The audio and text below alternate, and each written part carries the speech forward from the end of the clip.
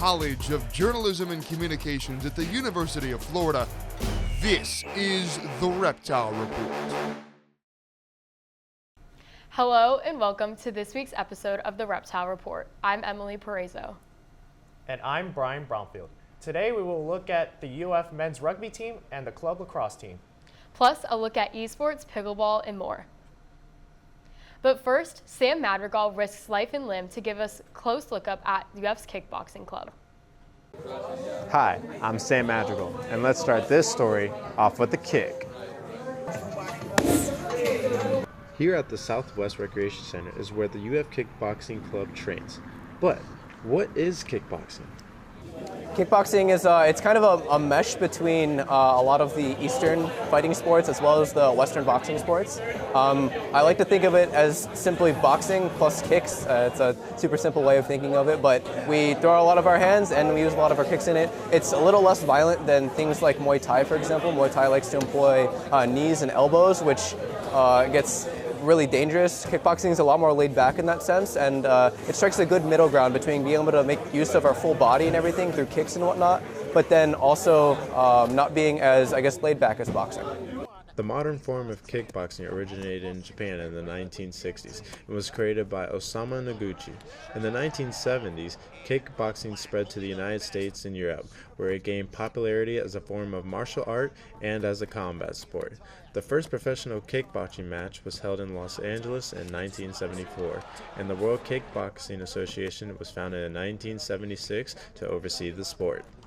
The UF Kickboxing Club started out as a cardio kickboxing club, focusing more on fitness, but now the president of the UF Kickboxing Club, Bodhan Patel, is moving the direction of the club, focusing more on mechanics and technicality of the sport. He also plans to move into a competitive direction as well. So last year we actually started our first year of fight team. That was just boxing, and that was affiliated with the Collegiate Boxing Association. We had, I believe we sent 6 people to fight, and we did pretty well. I don't know exactly the standings of each of our fighters, but I'm proud of all of them. This year we're going to be looking to compete in kickboxing mainly. We've got competitions coming up, but the main thing was we didn't have infrastructure developed because we're a relatively young club compared to a lot of the other club sports here at Southwest Rec, and that's what we're looking forward to this year. So a lot more kickboxing events, which we will be traveling out of state for, but there are a lot of them local, so we will be attending those. Ryan Ames, who is the instructor coordinator and will be in charge of the competitive UF boxing team, is wanting to raise the skill level. So currently we have a lot of people who train casually, but we want to have people start training with a purpose. There's a difference between kind of exercising for fitness and exercising with a goal. For a fight, you know, once the date is set, the vibes change, and I want to have that opportunity for people to train at a high level and feel what competition is like, because there's currently no opportunities for martial arts competition at UF. The UF Kickboxing Club has classes for beginners and students with experience. They encourage other students to come out and join. They hold classes Monday for boxing, Wednesday for kickboxing, and Friday for Muay Thai. I'm Sam Madrigal from Reptile Report. UF Club's women's lacrosse is on the comeback from an amazing season last year, battling a few injuries. They look to make this season just as successful. The Reptile Report's Emily Parezo has more on their past success and a few words from one of the team's injured players. I'm here at the Club Women's Lacrosse practice field. The Club Women's Lacrosse team has made a name for themselves, coming into last season's national tournament ranked #1, the first time in program history. This team is looking to carry the success on into this season. Last season, this team secured the title of SWLL champions, taking home first place in the Southeast region. Club president Ashley Fainai has more on this success. I think as a team, we all really work together off and on the field. I think that's a big part of success, is being friends off the field as well as on the field. Your teamwork, like your cooperation, everything just works so much better if you're friends off the field and on. Yeah, and I think that's what made the difference. We all love to cheer each other on, even on the sidelines. Like the people who may not play the most in the game, they're still cheering everyone on just as much, and I think that's what made the biggest difference.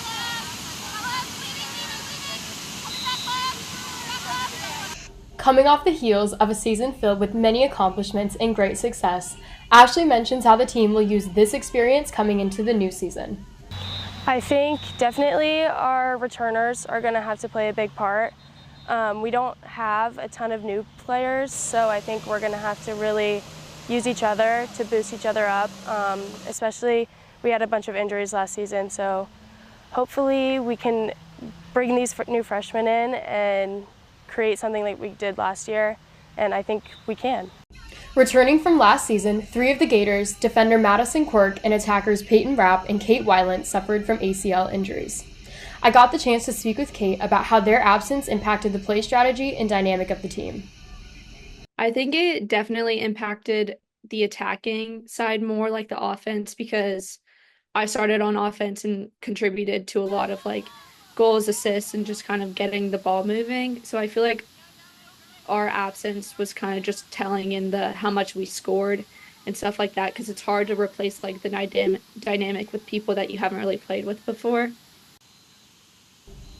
On the road to recovery from her ACL tear last March, Kate speaks on the big goals and expectations she has for her and her team this upcoming season. Yeah, so I feel like with last season, we kind of like set the standard as really high, and we always expect to go to like our nationals tournament and do well in our conference. So I feel like for hopes and expectations is that we'll at least come in first or second place in our conference and have a top 10 ranking going into nationals, just to set us up for success in those tournaments. Ultimately placing 3rd in the country, the Gators are heading into this season looking to defend their title as SWLL champs and are seeking redemption in the national tournament. I'm Emily Parezo for the Reptile Report. This year, EA released a college football video game for the first time in 11 years. Brian Bromfield saw firsthand how the esports community and others are capitalizing. For almost all of human history, sports has been defined by excruciating physical contact being played on a patch of grass or on a wooden court, until now. Esports has exploded in popularity over the years, and that momentum has made it to the campus of the University of Florida. Jefferson in the back of the end zone, airing one out. Another interception for Manuel. Good field position. You no longer have to wait for Saturdays to watch Gator football. As new this year, you can watch UF students compete against students from other universities in the popular video game EA College Football 25 every Wednesday. What was once a collection of many different esports organizations on campus came under one umbrella, turning into Gators Club Esports in spring 2021. I spoke to Anderson Allen, one of the founders and former president of Gators Club Esports. We had numerous incidents in the past where students had misrepresented the university in some way, shape, or form and hadn't had that structure or that organization to broadly represent themselves to both the student body and to other organizations outside of the university itself. They've since become a registered sports club, meaning they're allowed to use UF's branding and refer to themselves officially as the Florida Gators. Anderson says that has made things go more mainstream. We've really kind of come to see esports more and more accepted as kind of a representation of like, hey, UF's pretty good at it. And we've had more of that broader recognition, not only from our own university, but other universities coming to us and working with us when it comes to competing in competitions and really getting that kind of Florida pride for being a major exporter, actually, of professional esports players. Their opponents for each week follows the same schedule as the actual Gators football team, meaning they connect with esports teams from schools that the football team plays that week.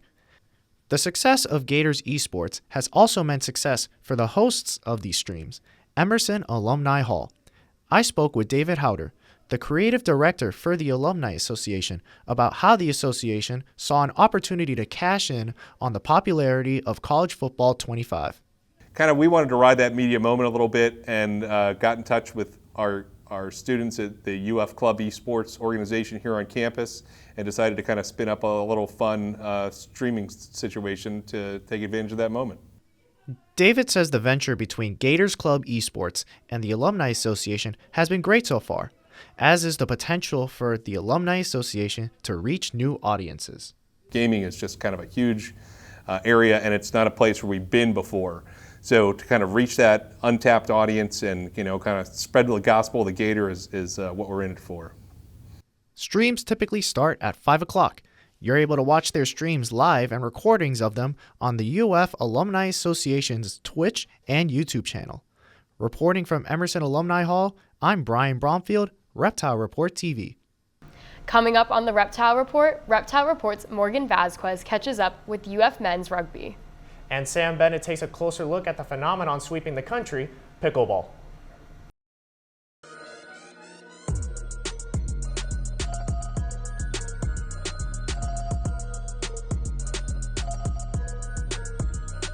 Welcome back to the Reptile Report. I'm Emily Parezo. And I'm Brian Bromfield.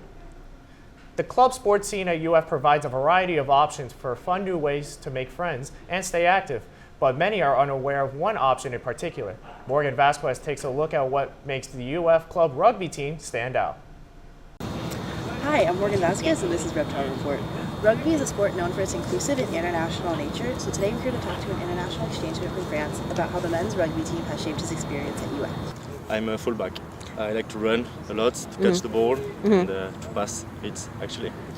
I met other international people and also American guys on the team. The atmosphere is good, and the guys are pretty cool.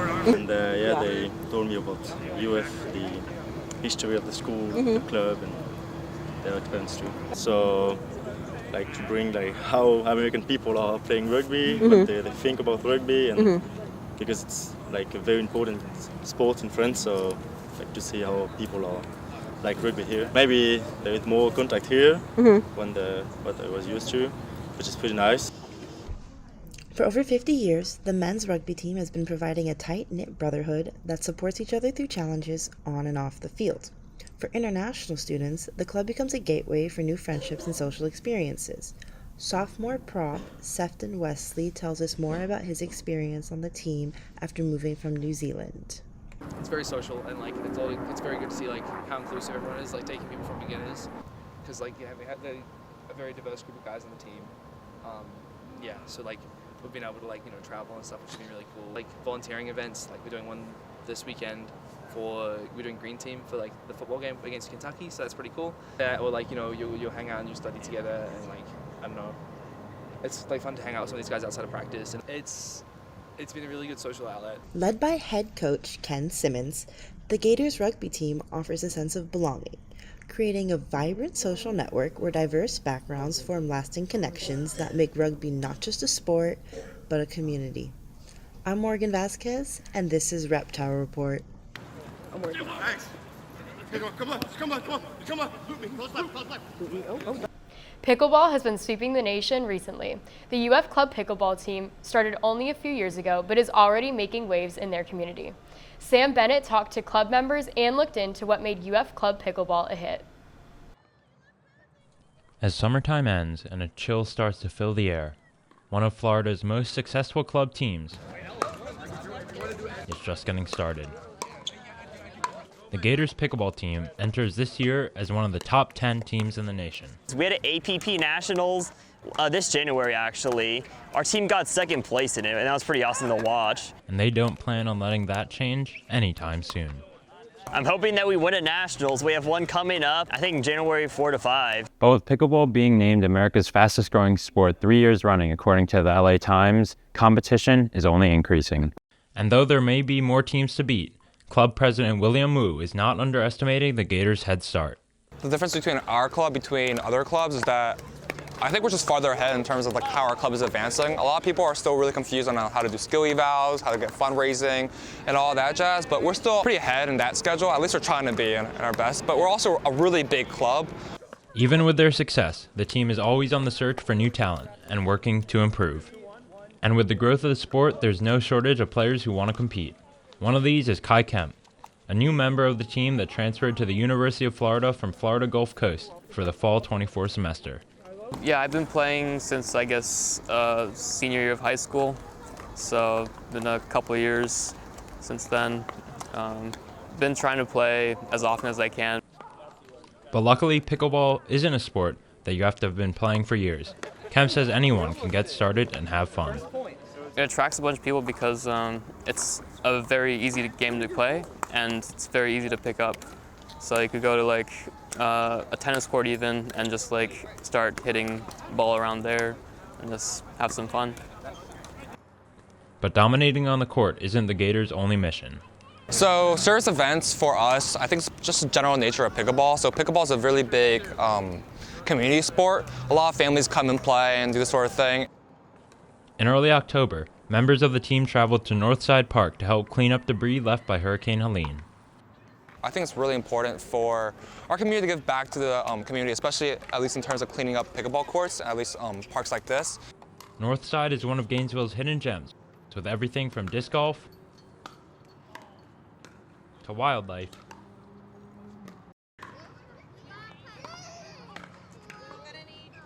to, of course, pickleball courts. But before the team showed up today, fallen trees and trash littered the ground in Helene's wake. Community service is important because it makes you be a part of the community and make sure that you're doing your part. Whether on the court or in the community, it's clear that UF Club Pickleball strives only for the best. For the Reptile Report, I'm Sam Bennett. Well, that's it for this episode of the Reptile Report. If you would like to watch previous versions of Reptile Report, you can follow us at Reptile Report TV. I'm Emily Parezo. And I'm Brian Bromfield. Thanks for watching.